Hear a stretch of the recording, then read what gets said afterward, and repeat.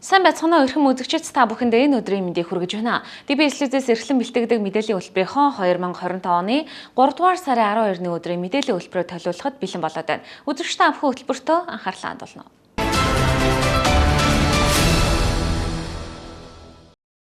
Өнөөдөр Дархан Улаан аймгийн удирдах ажилтны зөвлөгөөн боллоо.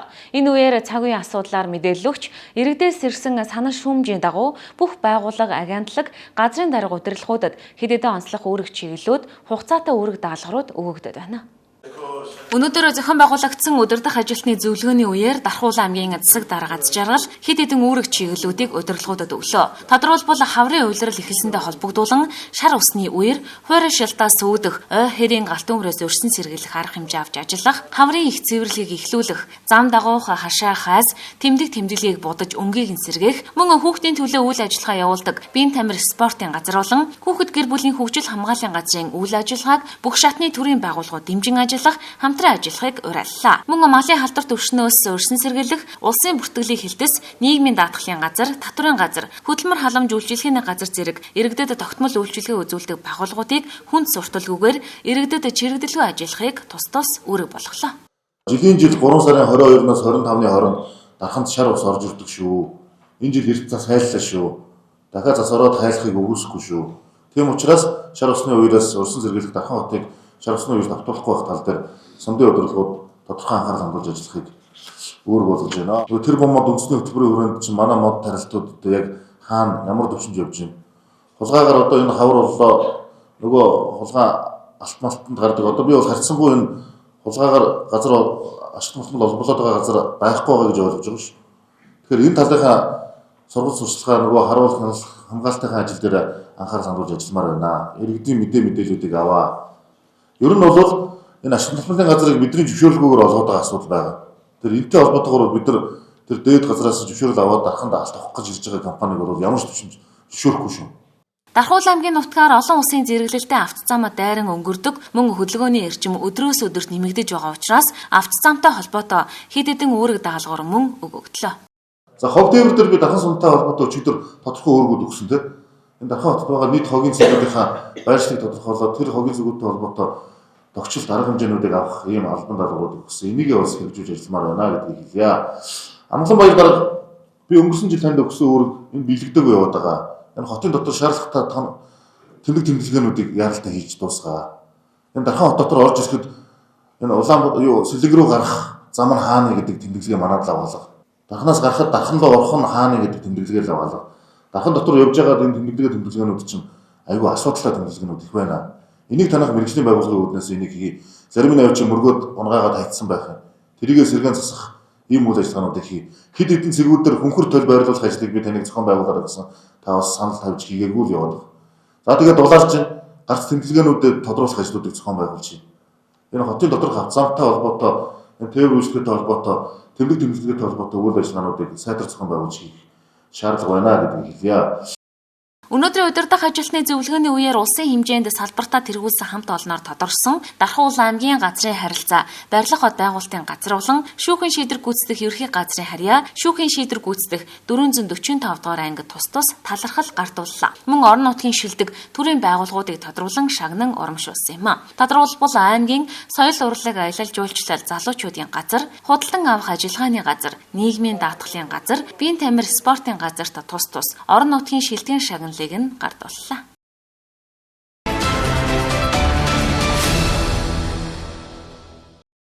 Хөтөлбөрийн дараагийн мэдээ.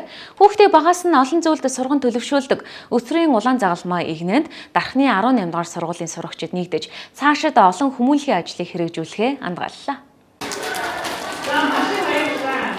61 жилийн түүхтэй Дархан Улаан аймгийн улаан загалмай хороонд өнөөдөр Дархан Улаан аймгийн 18 дугаар дунд сургуулийн 6 дугаар ангийн нийт 4 бүлгийн 120 сурагч өсвөрийн гишүүнээр шинээр элслээ. Өсвөрийн улаан загалмайны хүүхэд залуучуудыг хүмүүнлэгийн үйлсэд урайлан оролцуулан хүнлэг энергийн үзэл санааг төлөвшүүлж тэдний оролцоонд тулгуурлан нийгэмд бодиттой хувь нэмэр оруулах зорилготой юм а. Энэхүү 18 дугаар сургуулийн 6 дугаар ангийн сурагчид бусдад хариу нэхэхгүй тус үзүүлэн хүмүүнлэг энергийн үйлсийг хэрэгжүүлэхээр улаан загалмайн гишүүний тангараг оршилаа. Би Монголын улаан загалмай нийгэмлэлийн хүүхэд багчуудын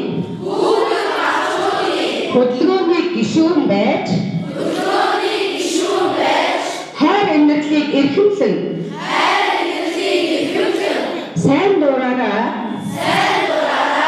бусдын жаргал зовлон хуваалцсан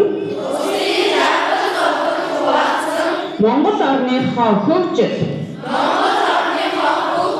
хүн төрөлхтний их тайны үйлсэд хүчин зүтгэхээ хангалтж байна.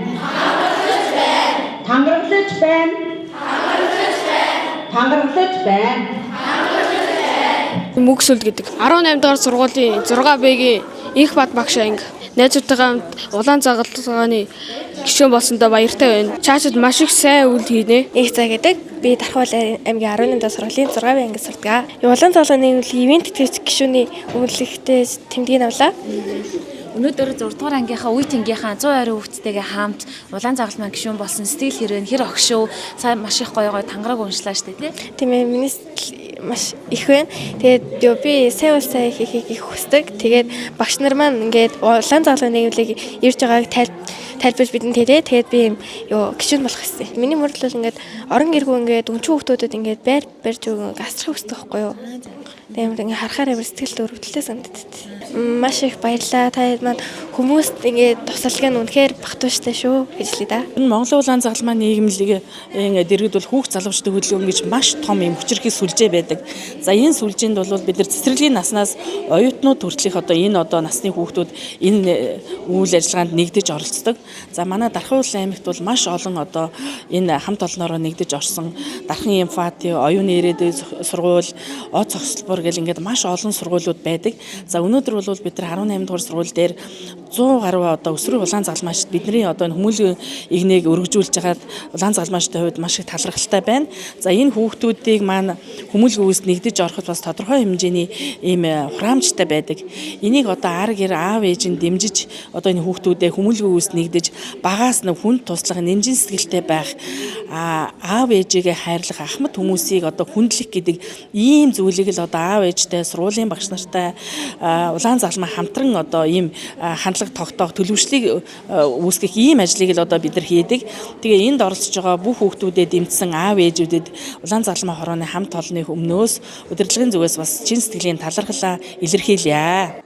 Сурагчид өсрөө улаан загалмаа гишүүн болсноор хүмүүнлэгийн эрх зүйн 7 зарчим, эрүүл мэндийн анхан шатны тусламж, бэлгийн замаар дамжих халдвар болон ХДХВ дохоос өршин сэргийлэх тухай, гамшигын менежмент, хүрээлэн буу байгаль орчин, нийгмийн халамж, хувь хүний хөгжил, олон улс хамтын ажиллагааны тухай гэд олон мэдлэг мэдээллийг авах боломжтой болтгоо. Дархуул аймгийн улаан загалмаа хороо нь одоогоор 7000 орчим гишүүнтэйгээр хүмүүнлэгийн үйл ажиллагаа хэрэгжүүлж байна. Бусдын сайн сайхны төлөөх үүсэд нэгдсэн 18 дугаар сургуулийн 6 дугаар ангийн 120 сурагчид амжилт хүсье.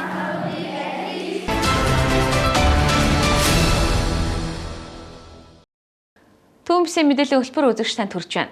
Өнгөрсөн 2 дугаар сард Монгол орны хэмжээнд дунджаар 0.6 мм хур дундас орсон нь өмнөх жилээс 82.8%-аар, олон жилийн дунджаас 67.8%-аар тус бага байгаа буюу 1940 оноос хойш тохиолдож байгаа 6 дахь хур дундас багтаа сар болж өнгөрлөө. Иймд хаврын хуурайшилтын үе эхэлсэн энэ цаг үед эргэц та бүхнийг анхаарал сэрэмжтэй байхыг онцгой айлын газраас зөвлөж байна. Ойрын өдрүүдэд Монгол орны нийт нутгаар салхишуурахтай хаврын хуурайшилт өндөр ах төлөвтэй байна. Дорнод Хинти, Сүхбаатар, Архангай аймагт нийтдээ 11 удаагийн ой хэрийн төмрийн дуудлага мэдээлэл бүртгэгдэж, он гарснаас хойш 3 дугаар сарын 10-ны өдрийн байдлаар нийтээ 14 удаагийн төмөр гараад байна. Төвийн бүс тэр дундаа Дархуул аймаг нь ой хэрийн төмрийн эрсдэлтэй бүсэд оршдог учраас дараахад сэрэмжлүүлгийг өглөө. Аймгийн онцгой байдлын газар байгаль орчны газартай хамтарсан өршин сэргийлэх хянах шалгалтыг эрчимжүүлжээ. Хаврын хуурайшилттай холбогдтойгоор бас Монгол улсын хэмжээнд Зөв аймагын хэмжээнд ой хэрийн төмөр бүртгэгдсэн. Монгол улсын хэмжээнд 11 төмөртэй. За байгаль экологи болон хүмүүсийн эд хөрөнгө мал ахуйд бас нэлээд тохирол учраад байна. За Дархуул аймаг өөр бол эрсдэлтэй ой хэрийн төмөр эрсдэлтэй бүсэд хамгаалж байгаа. За улсын онцгой комиссийн ой хэрийн төмөртэй холбогдолтой улсын онцгой комиссийн дарга 0-ын албан даалгавар байгаа. За энэ албан даалгавар хүрээнд Дархуул аймгийн хэмжээнд ой хэрийн төмөртэй тэмцэх өрчин сэлгэж чиглэлээр засаг дарганы захирамж гараад хэрэгжиж ажиллаж байгаа. За ойн тухай хуулиар жил болгоны 3 сарын 10-наас 26 сарын 20-ны өдрөд хуурайшилтын үе гэж тодорхойлсон байдаг. Тэгэхээр энэ чиглэл урьдчилан сэргийлэх ажлаа Дархан аймгийн хэмжээнд явагдаж эхэлсэн. За байгаль орчны газартай хамтран, онцгой байдлын байгууллага, цагдаагийн байгууллага, за холбогдох мэргэжлийн байгууллага хамтран за ойн бүсүүд дээр хяналт шалгалтын ажил эхэлж байна. Үүнтэй холбогдсон бодлогын бичиг баримтууд, төлөвлөгөөнүүд, за өдөртөмж захирамжууд гараад явж байна. За иргэдэд анхааруулахад ялангуяа ногоон бүсд амьдарч байгаа иргэдэд анхааруулахад өөрсдөө хамгаалах, аюулгүй зурус татах, за энэ хуурай шидийн хөлөөлөх хэлж байгаа холбоотой ил гал асаахгүй байх, шаардлага бол зөрчихгүй байх. За өдөр тутмынхаа хөдөлмөрийн үйл ажиллагаанд хээрийн төмөр, объектын гал төмөр, хээрийн төмөрийн аюулгүй ажлыг хангаж явах ийм шаардлагатай байна гэдгийг анхааруулмаар байна. Зүүн бүсийн аймагуудын нутгаар гарсан төмрүүдийн гарсан шалтгааныг тогтоохоор хууль хяналтын байгууллагын ажиллаж байгаа. Урьдчилсан мэдээллээр Дорнод аймгийн Булхан, Чад босон сумын нутагт гарсан төмөр нь хогийн цэгээс хүчтэй салхитай төмөр дэгджээ. Мөн 2 удаагийн төмөр нь айлын яндангаас оч өсөрсөн, мөн айлын өвлжөөгөө санаатаагаар шатааснаас төмөр гарсан гэх урьдчилсан мэдээлэлүүд байгаа юм а. Товчоор хэлбэл ой хээрийн төмөр гарах үндсэн шалтгааны 90% нь хүний болгоомжгүй үйлдэлээс болдог байна. Иймд иргэн бүр гал төмөрөөс урьдчилан сэргийлж цогтой үнс нормыг зориулалтын савнд хийж хуурайшилт ихтэй орон нутагт зорчихдоо татсан тамхиа бүрэн унтраах, автомашины бүрэн бүтэн байдлыг хангаж хог хаягдлыг ил задгаа шатаахгүй байхыг онцгойлон анхаарууллаа.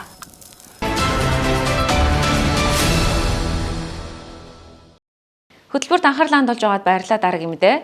Дарханчуудын хамгийн ихээр анхаарлын төвд нь ороод байгаа асуудал бол 250 айлын амны орон сууцны газрын хуваарлалт юм. Тэгвэл өнөөдөр зохион байгуулагдсан удирдах ажилтны зөвлөгөөний үеэр Дархан аймгийн засаг дарга аз жаргал 250 айлын амны орон сууцны газрын зууг нь цагдаа, онцгой, эрүүл мэнд, боловсролын салбарт хуваарлахаа мэдээллээ. Тодорхойлбол онцгой байдлын газарт 20 квот, цагдаагийн газарт 20 квот, эрүүл мэндийн газарт 30 квот, боловсролын салбарт 30 квотыг тус тус олгоно гэлээ. Хамгийн гол нь тус квотыг тухайн газрын дээд удирдах шатны албан тушаалтнууд огт авахгүй, харин анхан шатанд ажиллаж байгаа эмч, цагдаа, багш, мэргэжилтнүүдэд өгнө гэж хэллээ. Үлдсэн 150 айлын амны орон сууцны газар иргэдийн дунд нээлттэй зарлах юм байна. Энэ ихний 250 айл дээр ямар ч төрлийн байгууллага битгий хүсэлт өгөөрэй гэж би албан ёсоор хүсье. 4 байгууллагыг бид нар бол шууд сонгон. Цагдаа, онцгойд 20 квот өгч байгаа. Эрүүл мэнд, боловсролын байгууллага Эрдэнэ тулгуур боён тулгуур дарга танаа 2 байгууллагад би 30 квот өгнө. Тэгээд яаж хуваарлах уу гэдгийг бол тухайн газрууд дээр тодорхой нэг жижигхэн журам гаргаад та нарт хөргүүлчихнэ. За энэ 4 байгууллагатай бол хинч барьцаж болохгүй. Энэ нийгмийн салбарын үйл ажиллагаа явуулж байгаа цагдаа, онцгой, эрүүл мэнд, боловсрол гэдэг энэ 4 байгууллагатай бол хинч барьцах эрх байхгүй гэдгийг би албан ёсоор хэлье. За энэ 4 байгууллага дээр сонгогдох хүмүүс ямар нэгэн албан тушаалтан одоо өөрөөр хэлбэл ахлахаас дэш албан тушаалтан байж болохгүй.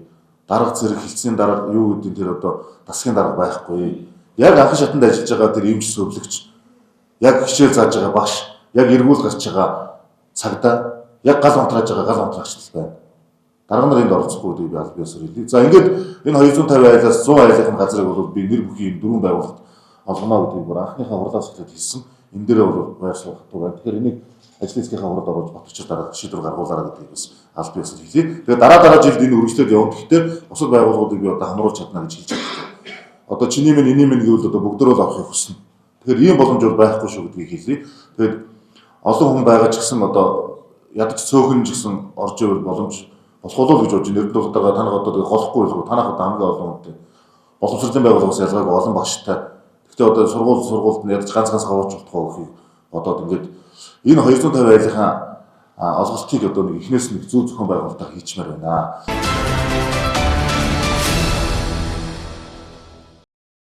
Хөтөлбөрийн дараагийн мэдээ.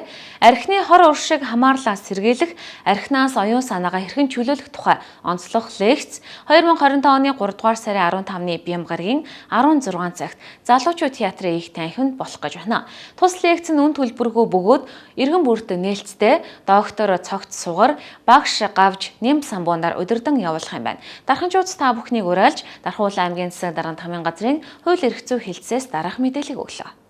Аймгийн эрдэнэ төлөөлөгчдийн хурлын 2022 оны 46 гэдэг энэ тогтоол байдаг. Өөрөөр хэлбэл аймгийн хэмжээнд дагчнуудад тэмцэх хяналт тамхи аймгийн дэд хөтөлбөрийг батсан байдаг. Тэгэхээр энэ хөтөлбөрийг хэрэгжүүлэх ажлын хүрээнд Дархан аймгийн засаг дарганы тамийн газар Бурхан халдун групп болдсон энэ байгууллагууд хамтраад бол лекцийн арга хэмжээ зохион байгуулах гэж байна. Тэгэхээр энэ арга хэмжээ нь 2025 оны 3 дугаар сарын 15-ны өдрийн 16 цагаас Залуучууд театрын их танхимд болох юм. Тэгэхээр энэ арга хэмжээн дээр За энэ Жавзан дам худагт төвийн багш гавж Ням самбуу гэж хүн. За дээр нь энэ өөдрөг амьдралын гэрэл гэгээ төвийн доктор тийм ээ. Жи цогцсуугаар нар ирж хэлтгэлтэй байх юм байна. Тэр мэдээлэл тавина. Тэгэхээр энэ арга хэмжээнд иргэд та бүхэн бас өргөнөөр ирж оролцооч.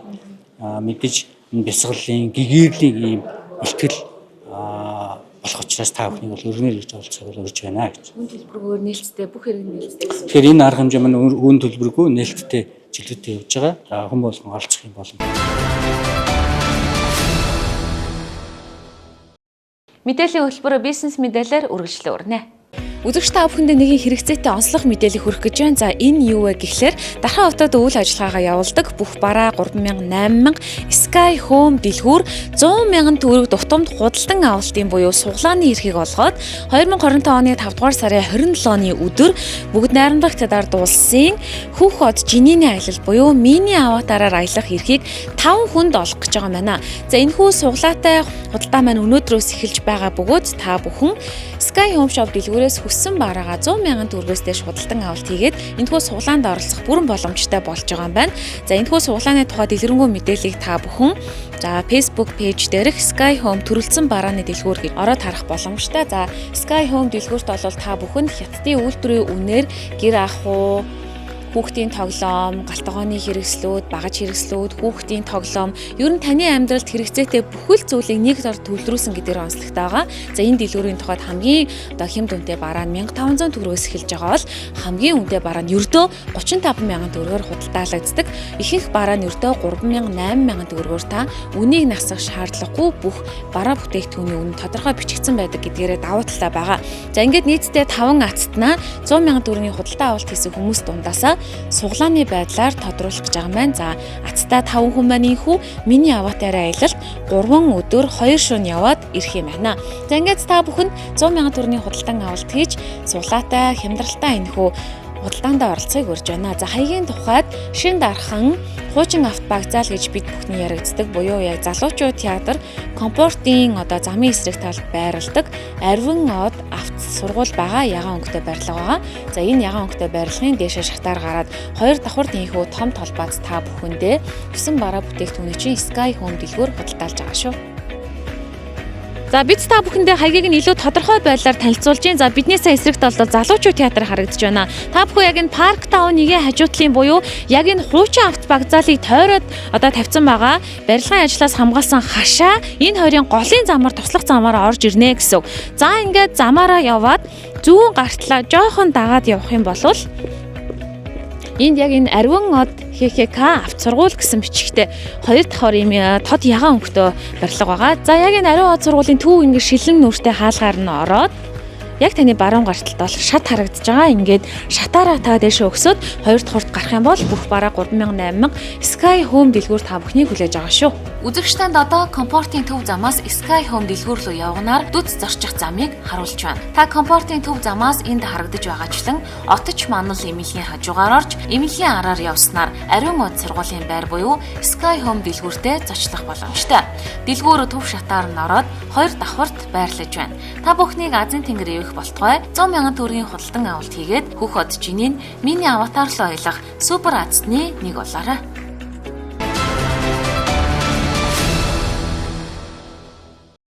Бид та бүхэнд орон нутгийн чанартай мэдээллүүдэд танилцууллаа. Харин одоо цаг агарын мэдээлэл хүлээн авна уу?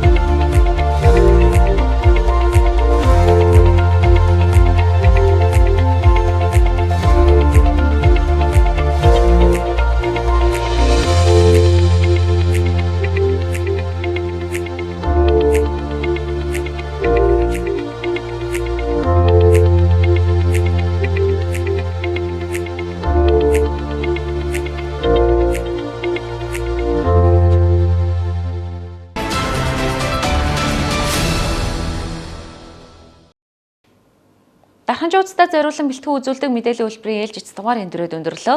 Хөтөлбөрийн сонгон утсанд баярлалаа. Маргаашийн шинэ дугаараараа эрг уулзъя баяртай үзэгчдээ.